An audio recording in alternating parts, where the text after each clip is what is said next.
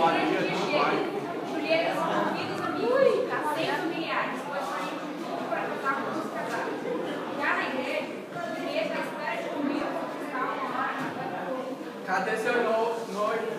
Eu tenho que fazer os casamentos. Peraí, Ricardo, peraí. Cheguei, beleza? Peraí, Ricardo. Calma aí. Só. Então, não faz jeito não, Ricardo? Então, irmãos, estamos aqui hoje para celebrar a união dos dois casais. Julieta, diabetes, você aceita se casar com Romeu, que pertence? Ricardo, não te ouvi não. Como é que é meu nome? Não te ouvi, Ricardo.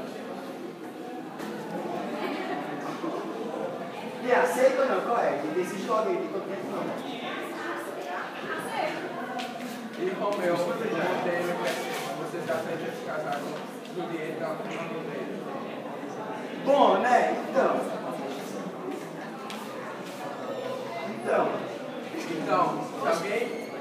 se alguém é contra esse casamento, para agora ou case para sempre.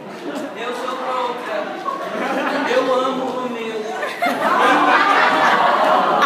Romeu fala pra ela que você também me ama. Ó, é o seguinte, ó.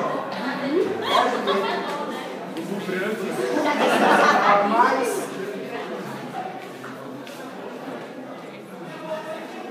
Eu sou gay!